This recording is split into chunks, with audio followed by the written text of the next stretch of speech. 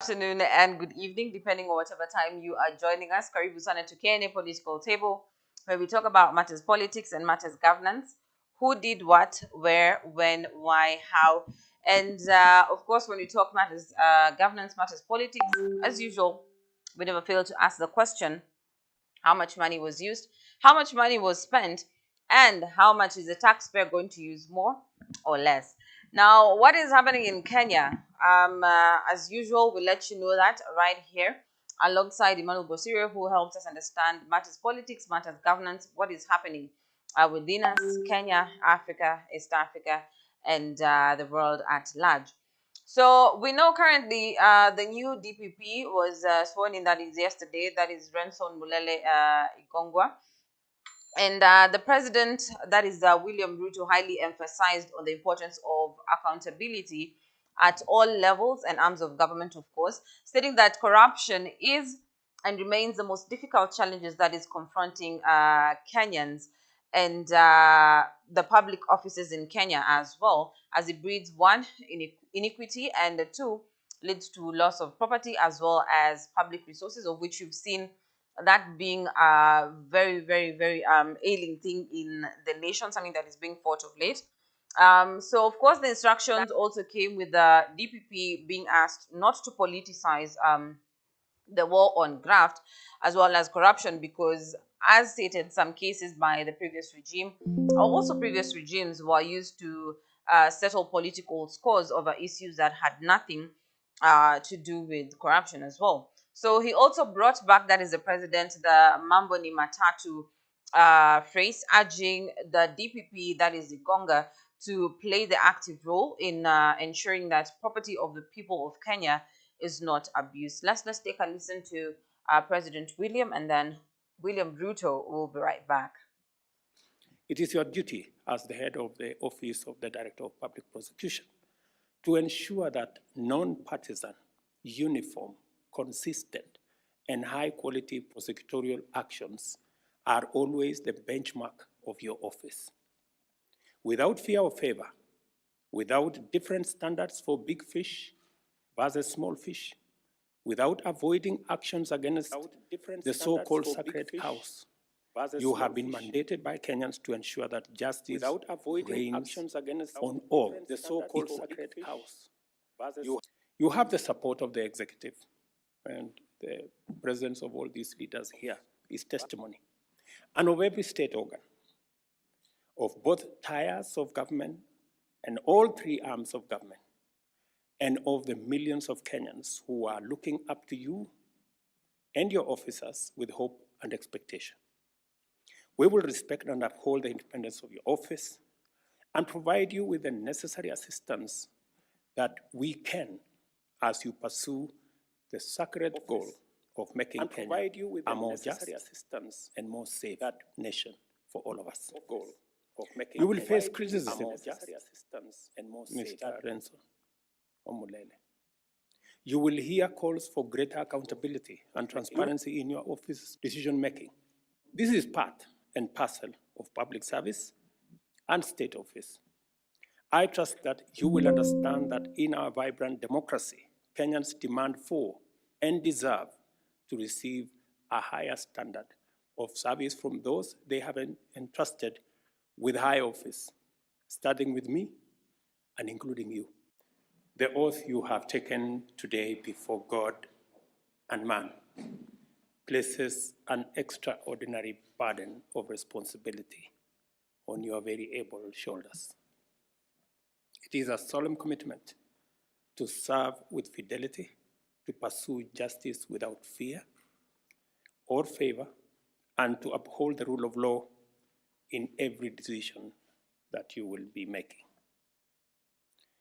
The Director of Public Prosecutions is not just a prosecutor.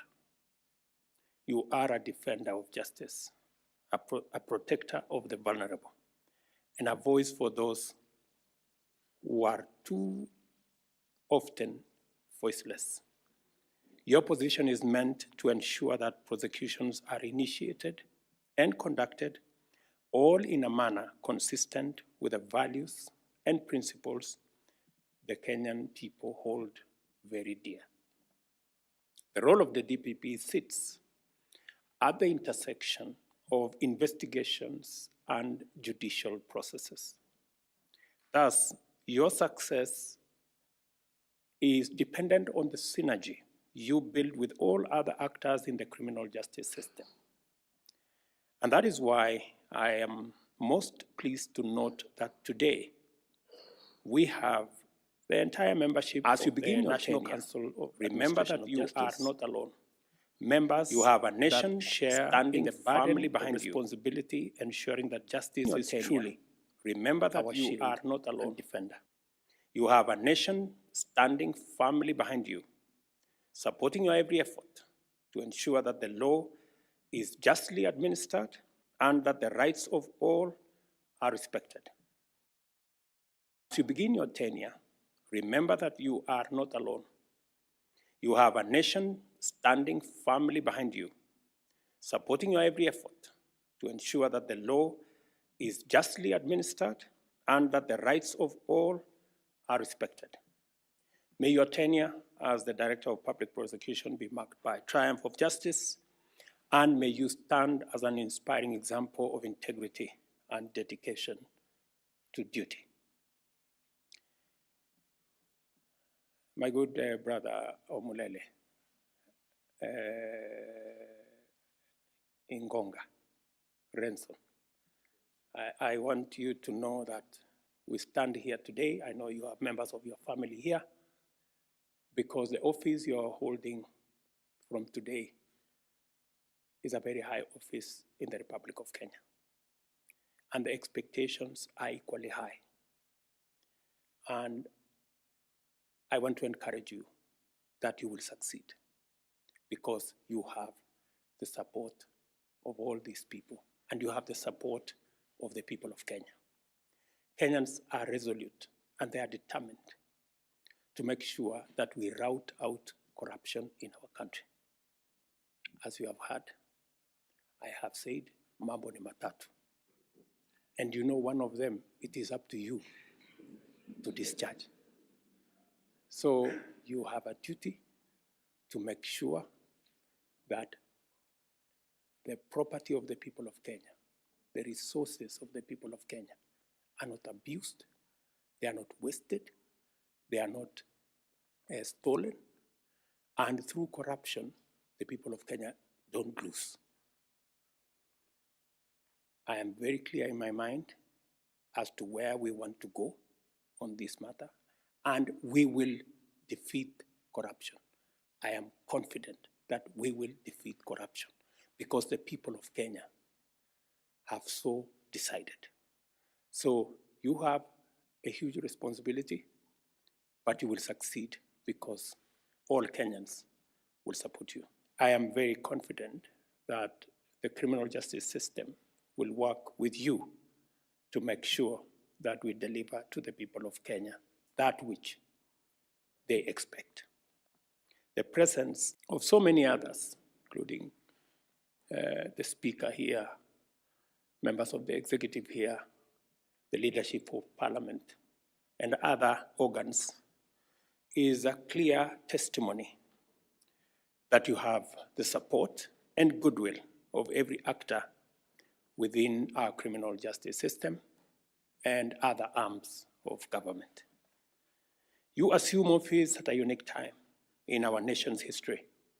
The people of Kenya are resolute in the need to realize accountability for those entrusted with public office at all levels of government and within all our arms of government. Corruption is one of the challenges facing Kenya today. This is because corruption is a significant barrier to the realization of our shared aspirations as a nation, because it breeds iniquity and leads us to lose huge amounts of public property and public resources. As a seasoned prosecutor, you are aware that in the past, some anti-graft actions were concocted to settle scores that had nothing to do with fighting corruption. Kenyans hope, and I hope, that under your tenure, the war on corruption will not be used to settle political scores, to target persons for their beliefs, or to pressure persons to abandon their rights and principles. We expect from the people of Kenya and from myself, and I speak to you candidly, openly, that we expect Now, nothing. that was the president, that is William Ruto, giving his remarks as well as a piece of advice to the new DPP who's taking over from the former DPP, that is Nuruddin Haji. And we have seen the major agenda, of course, of his speech or his welcome speech to the DPP has been on corruption, which has been ailing Kenya for the longest time possible. And of course, he has stated that or urged that particular uh, agency, that is of the person in charge right now in Gonga, to number one, avoid politicizing the war on corruption in Kenya, of course. And that is looking at previous regimes where people tried to put accountability or use accountability to probably get back at their political enemies and stuff like that. And we've also seen, like previously, a lot of money has been lost in Kenya in terms of corruption, through corruption. That is billions of money. We can start even with what we saw with the NYS fund. We've seen what is happening in the coffee sector in Kenya. We've seen what is happening in a lot of public offices in Kenya, that corruption is the big thing, the in thing. And of course, we even saw during President Uhuru's tenure, he also started the fight against corruption, of course, with other agencies like the EACC, as well as the DPP, as well as the Financial Reporting Center, of course, because when it comes to stolen assets, we have money and that has been used, or money that has been stolen. So, what is your take on what the president is actually talking about? So far, we've seen the fight against corruption is actually huge. It's actually major. What's your take on the government or the system politicizing the war on corruption, which is what the president does not want to happen, especially in the Directorate of Public Prosecution, which is a very big office in Kenya. Now, what will happen is Mm-hmm. the president can have good intentions Mm-hmm. of leaving a legacy behind, a legacy of fighting corruption, Mm-hmm. a legacy of improving Kenya to the next level, Mm-hmm. a legacy of bringing down the cost of living, a legacy of even strengthening the dollar, Mm-hmm. a legacy of fighting inflation levels in our country. Mm-hmm. Name many things a president can do to have a legacy. But the system of our country, Kenya, the entire system is the one which is corrupt. Because you can have good intentions as an individual, a good will for a country. But now when you get into that office, you're going to see terrible things you never imagined. Here you're going to be oriented. You'll be told this is what we do here. Normally, this is what we do here. This is how we give out our tenders. This is how we do announcements. This is how we replace people. And I cannot even be surprised to find out that the newly appointed DPP maybe is not the most qualified. Because of the system that we have in our country. So there are many things which must be considered for you to serve in a particular office. Now, you find out that this office, like now, the former DPP, hinted out on the Kimwarel Dam. Yes. Saying that the deputy president, together with Jubilee, had stolen billions which were meant for that dam. Later, that is the previous deputy president. not deputy president, but deputy. By then William Ruto was a deputy president. So the tension was that William Ruto actually is the one who is linked up with the Kimwarel dams. So here, later, the DPP had to change the tone. In one of the interviews with one of the media houses, he said that William Ruto is very clean. It was Jubilee administration that was linked up, not the DPP, not the deputy president by then. And again, we found out that the office of EACC, the fight against corruption, these are tools together with the DCI.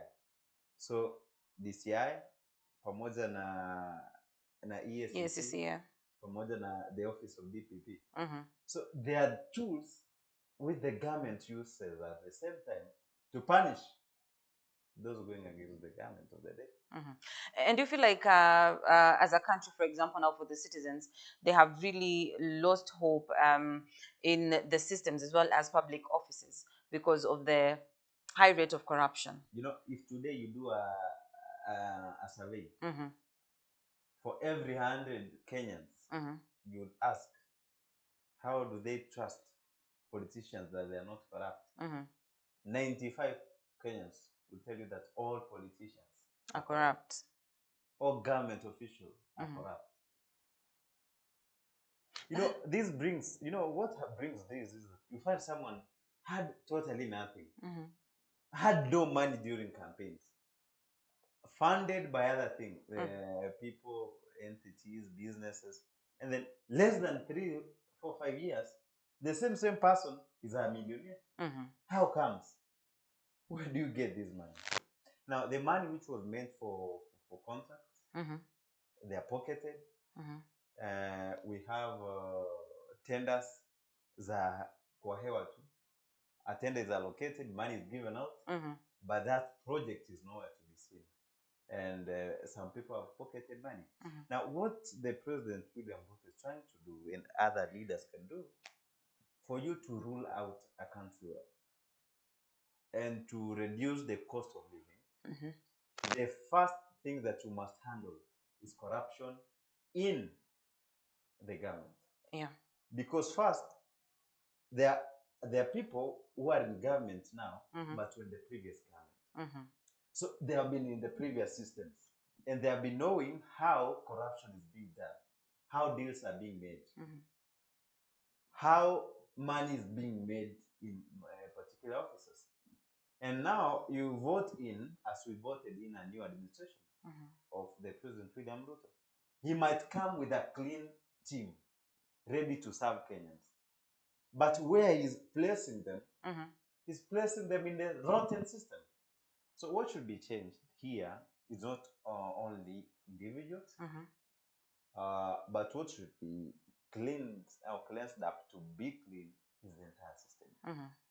If you are cracking a whip in health sector, start from the main root, go up to the stem and even to the branches and to the leaves, so that you can prune out and remove every trace of corruption. But when you come out and say now on social media, you know, again, actions speak louder than words. We don't want too much talk. Again, our president is too much of words than actions. You should now maybe spend the rest 4 years in office to do more actions, so that these actions can speak for him in 2027. Yeah, so in brief is that corruption in our country, Kenya, is not individuals, but the system.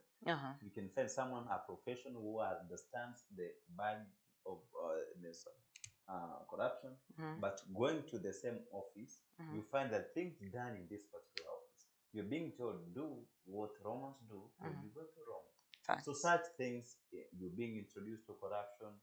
Perhaps you are given threats if you resign, to give out our secrets. So that's what should be done, actually. Yeah, and again, we should have much of not to leaders, but we should have many policymakers coming up with formulations on how we can remove corruption in our systems.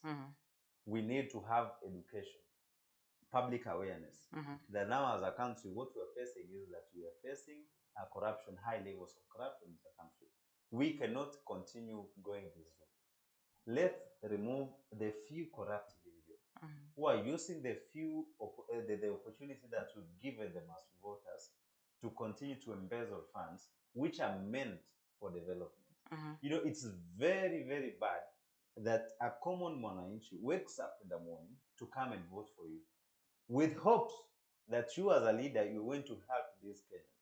You're going to uplift the lives of these Kenyans. You know, the lives of politicians, they don't have problems. Politicians travel in private jets, they travel in heavy private vehicles, they sleep anywhere in the country or worldwide, they have good big business deals. And now when you come again to take the little that's being meant for Mwananchi, it's very bad. Like now we have the Inua Jamii program. You will not be surprised that at the end, money will be embezzled. At the end, you saw the NYS scandal. Most definitely. Money meant for The youth. vulnerable youth is being stolen. You saw the other time the KEMSA scandal. Money meant for medicine. People are stealing. Even in the fertilizer sector, you can find that there are few individuals who are still wanting to steal out and embezzle public funds. And you watching, it's very bad to steal public funds. Learn to be disciplined.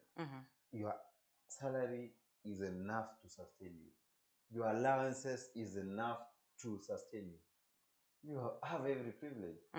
You, like, if you are a cabinet secretary, you know you have an budgeted amount, 100 million every month. You're given. Huh? Hakuna mtu ana audit. Did you know that? I'm hearing that from you today. Every month 100 million equal to maybe hakuna mtu anakuuliza in your account. And then again you find that the same cabinet secretary is embezzling money, funds which are meant for Kenya, which is very wrong.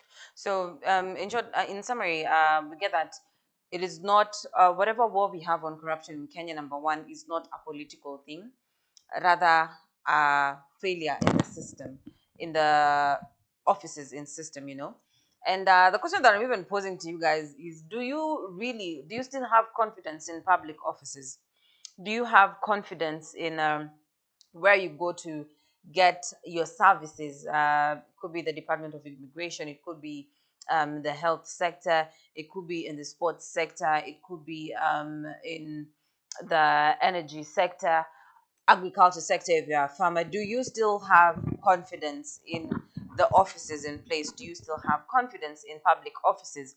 And this I'm asking because right now we are in the war of corruption, not only as a country, but also as the world in general, because it has been and will always be a big thing or a big part of what is ailing the progress of a nation. Because if money meant for certain things, if money meant for the youth, if money meant for medical kits, if money meant for agriculture, if money meant for roads, is actually being used or is actually being put in the pockets of people who don't necessarily like need the money, you know, then it means this particular sector, the health sector, is going to go down. It means that the agriculture sector, farmers are going to suffer.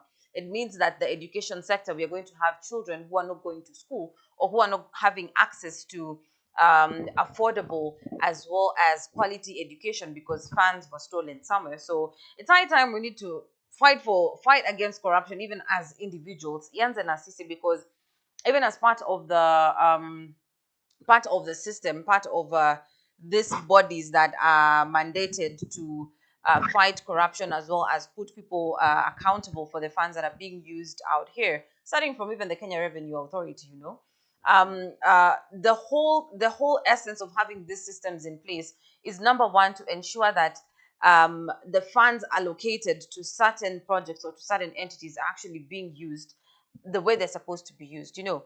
And failure to that, you are supposed to be convicted, you know, according to law. You go through the system, of course, you're reported. Of course, an audit is done, investigations are done, and after that, you're convicted. But you know, that also a big question that even we ask ourselves every day as Kenyans, because we do glorify a lot of politicians who are corrupt out here. You know, we do glorify a lot of CSs who are corrupt out here, a lot of leaders who are corrupt out here. We're asking ourselves a question: when it comes to time for when the time comes where we need to now bring these people to book, you know, hold them accountable, report them and all that, who are we reporting to? Because the system itself is also corrupt, you know. No, being corrupt does not mean that's not functioning. Mm-hmm. It's functioning, Mm-hmm. but not in its completeness. Mm-hmm. Some arms could be functioning Mm-hmm. of the ESCC. We have humanitarian groups. Mm-hmm. We have the ethics commission. Mm-hmm. We have the integrity house. Mm-hmm. We have watchdogs. So, in as much corruption is rampant in our country, Mm-hmm. does not mean that there are no ways to limit corruption. Mm-hmm. They are still in place. It's only that they might not be or have not done what they should have done. Now, the call is that they should improve Mm-hmm. in their watchfulness, in their how do you call this one? The the reporting cases, in the court system. Instead of having a corruption case going for even more, they take long. Mm-hmm. Cases in court take long. So, of policy should be made that if you are a government official Mm-hmm. and you found in a corrupt case, the first thing maybe you need to do is to resign, From so that office. your case is being listened when you are outside office. Mm-hmm. So if you found innocent, Mm-hmm. then you come back to the seat. But if you found guilty, first penalty Mm-hmm. is that you lose the same seat, because this seat is the one that is allowing you to embezzle Kenyan funds. Mm-hmm. And number two, if we bring the punishments now into practicality, Mm-hmm. you find now that we say that if you found maybe embezzling public funds, you went to be in prison for fines at 10 million maybe. Mm-hmm. And then you find out that what you've embezzled is maybe 60 million. Mm-hmm. And you're going to be fined only 10 million. Pocket change. So that one is not going to actually, you should even be fined more of what you did. Embezzled, yeah. I remember there's this MP from Western who had a major scandal, who had stolen billions, around 50 billions. I want to recall his name. The punishment actually for his case was to be around 57 years, yeah, in jail. So we expected that ruling out, so that he's going to be jailed for 57 years. So who is Kenyans? He was made clean from the same court. They said that we don't have enough evidence. Yeah. So we should have a system whereby actions are going to speak louder than words. And again, let this be a Kenyan issue. So bringing politics in corruption cases even discourages. Yeah. It demoralizes. And again, now when you find someone is corrupt and they know people, it's going to be difficult. So ni sisi tu raia wa chini tutazidi kuumia. But again, the youths, you use the youths well, you educate the youths and the young generation on the effects of corruption and how to learn to live a honest life without corruption cases. And then we bring up these policies even in schools. You find out that we will have the next generation. There's going to be corruption less, if not free. But cannot be corruption free. What we do is only to reduce. Because I'm even sure even you are corrupt. Everyone is corrupt. Are you corrupt? Everyone is corrupt. I'll not speak for myself. To take it as a very bad disease that has got many bad effects. and even adhere with it. Yeah. Most definitely. And when we're talking about suffering, the common mwananchi suffering, Finyiliwa chini, of course, we know that every single day the talk or the tune in Kenya is high taxation, high fuel prices, high cost of living. But a question to you guys: is it okay, or would you sacrifice the joy for now, suffer now, enjoy later with the system? Why am I saying this? Because earlier on today, we had one bishop, Gakuyo is a very famous bishop, telling Kenyans to actually just agree to suffer for a certain period of time. And this will lead to the liberation of Kenya. And this is in terms of paying taxes. Now, I have two questions to pose to Kenyans, but before that, let's listen to what Gakuyo is saying, or his advice, because he's calling Mr. Ruto, or Amesema Ruto, is the one who can actually fix this particular country.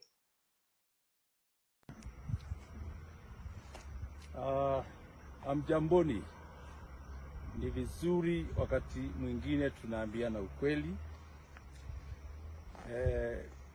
kama wa Kenya.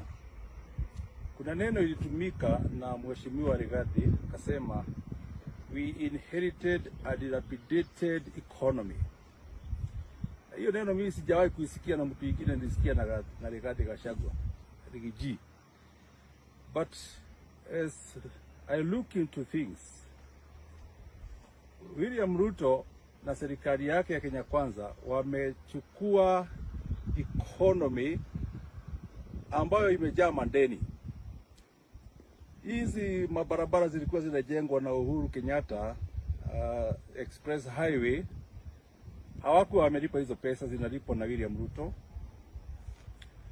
Na nimeongea na mtu mwingine, hata siku anaelewa ya kwamba anajua mambo ya economy, akaniambia Kenyans must agree to suffer for a period of time. We will suffer these 5 years kidogo, kwa sababu William sahi analipa madeni.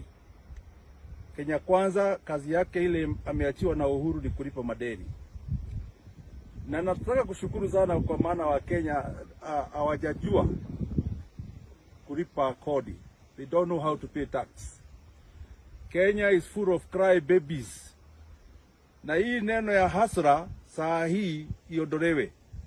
Kwa maana saa hii hakuna mtu ambaye hafai kulipa tax. Hii tax tunaachilia wale watu wameandikwa na serikali, wale watu wameandikwa na makampuni, farmers and other people. Kila mtu anafaa kulipa ushuru. Hata kama una bodaboda, unafaa kulipa ushuru. Hata kama unafanya kazi ya taxi, unafaa kulipa ushuru. Sababu Kenya hii tunawekelea mizigo watu wengine.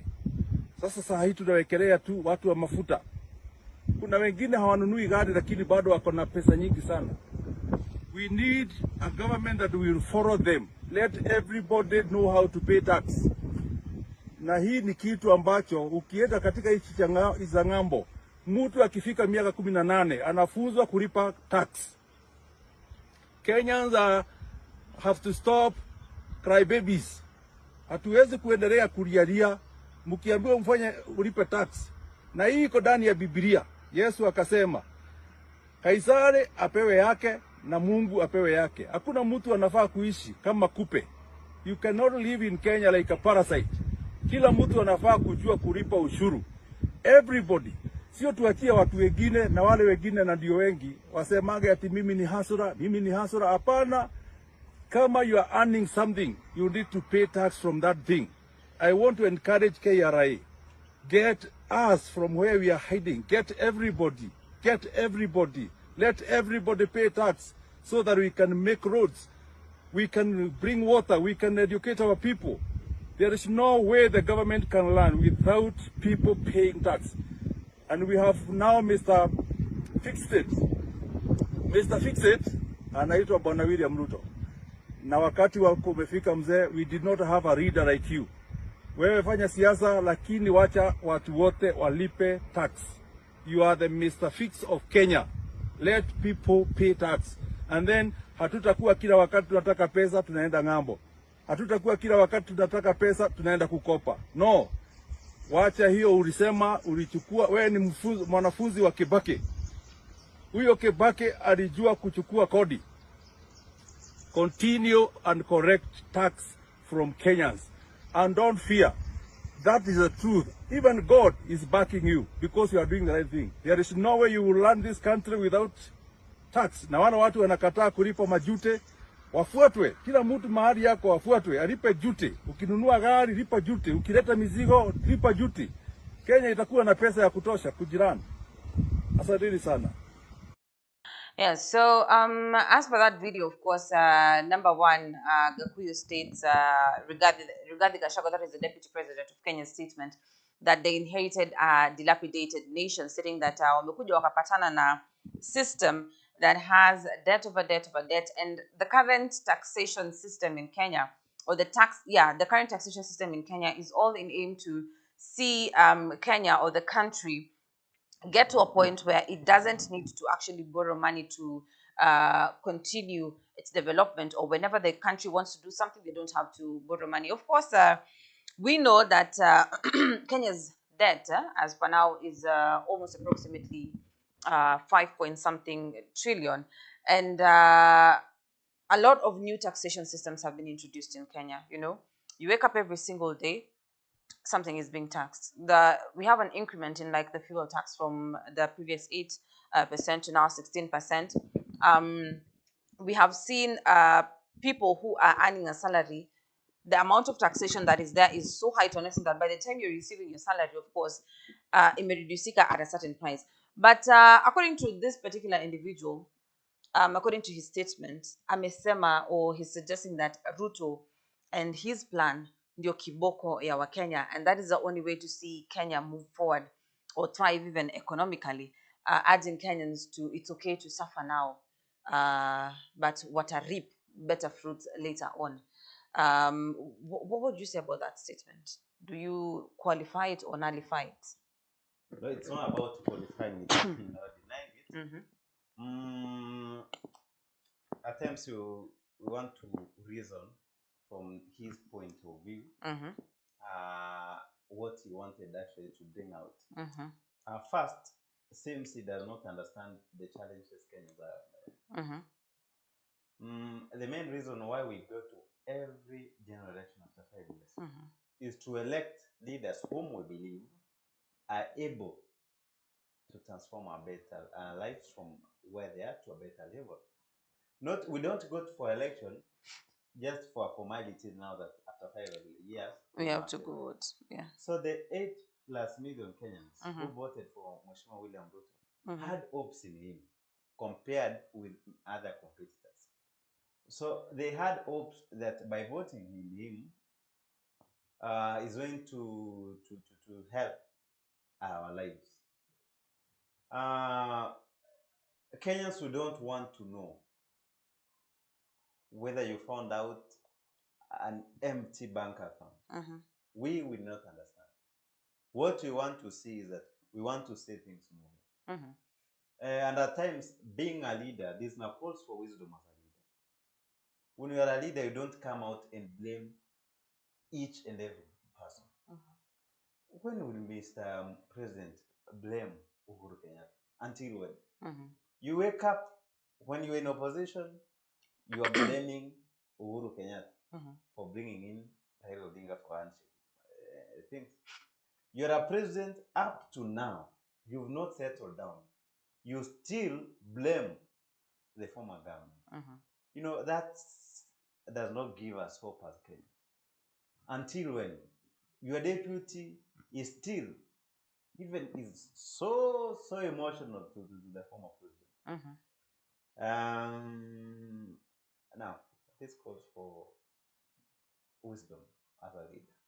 Mr. President, Mr. Deputy President, Mr. Governor, any leader. When you find out that things are not working out as you expected, you try to come out with other ways to make sure that things are moving.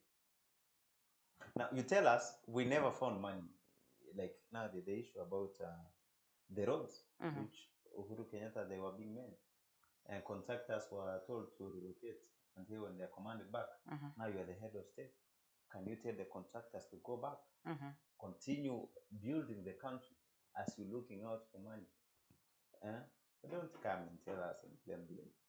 Another point is saying that Kenyans, we don't know to pay taxes. Mm-hmm. That's a very, very, very wicked statement that a politician can make. Oh, why though? You are being paid by our taxes, Mm-hmm. and you're telling us that Kenyans, we don't know to pay taxes. Mm-hmm. How? Kenyans, can you escape paying taxes in Kenya? Can you do business without business permit? Mm-hmm. Police will be all over. Mm-hmm. Can you run anything without alliances? You cannot do that. Mm-hmm. Actually, we have indirect taxes. Before we enjoy maybe anything, there are VATs. True. How many direct taxes? The levies everywhere. Mm-hmm. And now you're telling us that Kenyans, you don't know to pay taxes. This is that's where we say some politicians are not even serious with Kenya. Mm-hmm. Eh? How best do you want us to pay taxes? Eh?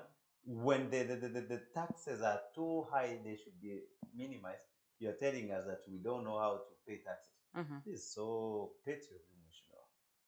Huh? So bad. You're telling us that the prices that we are blaming other governments for the high cost of prices for fuel. Mm-hmm. Our neighbors in Tanzania, where do they get fuel? The same system. Our neighbors here in Uganda, mafuta yao wanatoa wapi? Mm-hmm. And their prices ziko chini kushinda Kenya. And you're telling us that Kenyans, we don't know to pay taxes. Mm-hmm. Yeah, some politicians even don't deserve to be in political offices. Mm-hmm. They should even resign and go. Leave other able leaders to come in. Mheshimiwa Kibaki ruled without blaming Moi. And he did wondrous things. Uhuru Kenyatta, the first time, he did a lot of work. Handshake ilikuja. Development ilifanyika Kenya ama a lot of development. So when you are in office, don't blame others for your failure. Because if you don't plan, you're planning to fail. If you don't plan well, actually you're planning to fail. So you need to move with speed. You think 4 years is a long time? It's a lot of Si time. mwaka moja tu. Yeah? Most definitely, yes. Well, President atasubai hivi kitu ifanyike na end of one term. So Mr. President, be moving with speed. Don't give us hopes every now and then. Manifestos will prepare. Now deliver. But again, there are things that he has tried. Now that the party never borrowed money actually as a country, we use the internal taxes, which meaning pesa ambayo taxes za Kenya peke yake can sustain a country without borrowing. So again, from the other side, we can say that he is really trying that without borrowing money from external countries and the IMF and World Bank, we are able to sustain a country for 1 year. In as much vitu imekaa ngumu, now suppose ningepatiwa msaada kidogo. So many things will be better again, and let's give him time and see what will happen. Yeah. And I just want to pose a question to Kenyans because you've asked a very, very important question about taxpayers in Kenya. Of course, you do pay taxes indirectly, but also there are plenty of Kenyans who do not pay the taxes they're supposed to pay directly, and we've seen it as a big issue as well, to an extent that even the Kenya Revenue Authority has been sending people, to go, even Kanjo to offices, go and look at who has a business here, who has a business here, who has a business here. And talking to a couple of people who are especially into business, they said that number one, acquiring the licensing is very, very expensive to start with, because for small businesses, small business, for example, if you're having a premise, you need to pay, for example, like 5,000 Kenya shillings, that is for the trading license, you see. Let's say, for example, you're dealing with food, you need your personal health license, which is supposed to like pay for.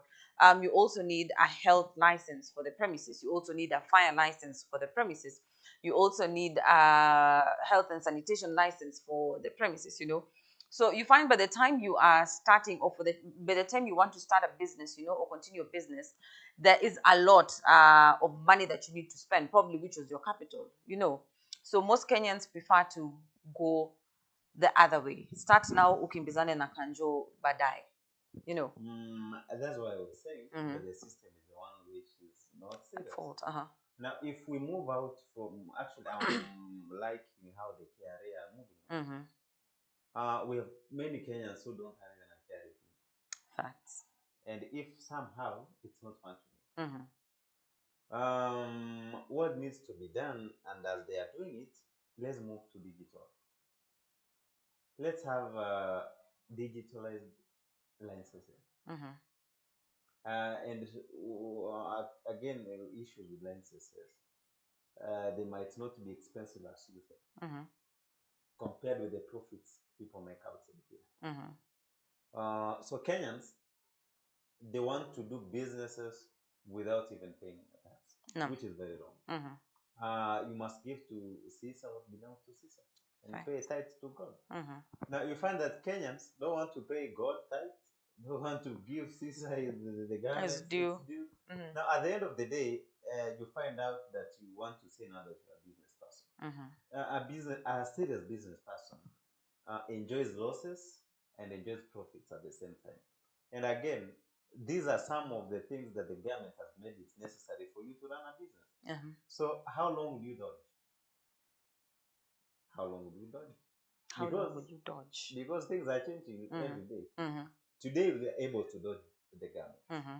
Tomorrow you are unable to dodge.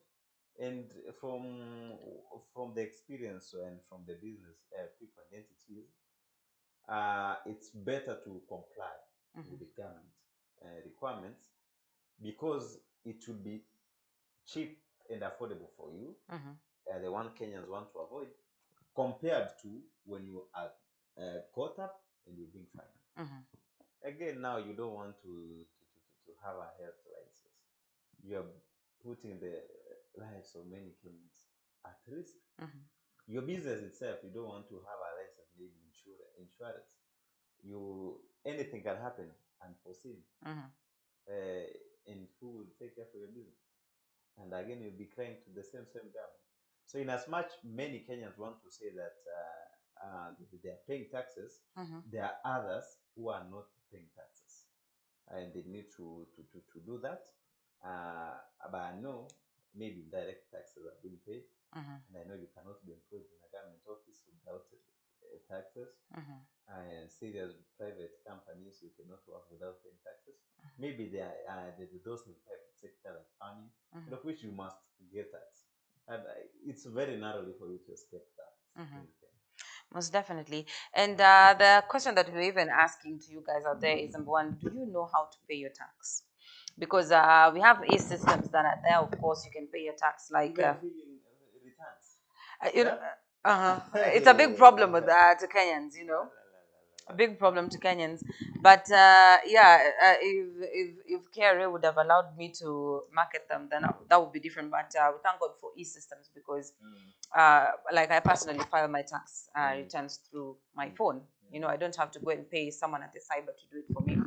But unajua, it's different for different people. Different for different people, but those are things we should be put in school curriculum. Fa- Serious things should be put in Abu school ambia CS curriculum. wa education you ask. It should be in the school curriculum, by the way. Serious things like filing returns. Haiko kwa system. Nowhere. If even a university student, Does not a know how graduate, to. does not know, and we want to say that we have educated society. Anyway, Yeah. So my final question as we wind up to you is: should or would you recommend for Kenyans to suffer now and enjoy the fruits of the taxation later on? I don't want to bring the biblical allusion. The suffering which we are undergoing now cannot be compared with the joy. I don't know to finish, but someone in Roman says that maybe it's the one that they want to apply. That is, let's suffer for these 2-3 years, and then we enjoy for the next 1 year before we win election. That's lying to us. That's lying. Because when are you going to make a gun? Because this year has gone down. Yeah. You have now, actually, William Ruto has 3 years. Left, yes. Because the last year, the campaign. When are you going to tell us? When are we going to enjoy? The things don't want to work now. Kenyans are crying. How can you rejoice in the suffering of many Kenyans? And you tell them, let's continue suffering, while you are not suffering. And then you want to expect to promise them fruit. And actually, if now is the time we should enjoy, it's now. Because how did William Ruto lie to Kenyans? Hustler, huh? Bottom Hawa up. watu matajiri waende nyumbani. Mhm. Nikiweka Biblia chini, bei ya unga itafanya nini? So until when are we going to wait for this heaven? That is they are promising us. It's no, I cannot agree with that. It's either we wake up, remind the government in action. If this is the best time that Mheshimiwa Raila Amolo Odinga could have come and other Kenyan for demonstration, it's now. Now, if we call for demonstration peaceful, in as much it cannot be peaceful, people come out and demonstrate very fast. So you cannot tell us that we wait and enjoy while you are enjoying, I'm suffering, and tell us let's continue suffering. Maybe the next, maybe now looking it from the other side, without maybe what you might be saying can be true. That it's not easy to make a policy less than 3 months and expect it to work out. Like the budget for 2023-2024 year, it was only a budget, but you find out that money has not been sought for. So you find that we're coming up with supplementary budgets. The government is looking money up and down. Government deals are not working out. Contractors are demanding payouts, recurring expenditure. Employers need to be paid. School curriculums need to be supported. The health sector, sport, everything. So it will take time. And again, we can say that the first year and the second year, ndio tunafaa tupeane government and see now what they have made the third and fourth year, and maybe the fifth before we go for elections again. Yeah. And so those are Emmanuel's sentiments, and of course, I always leave you, my viewer, with a question.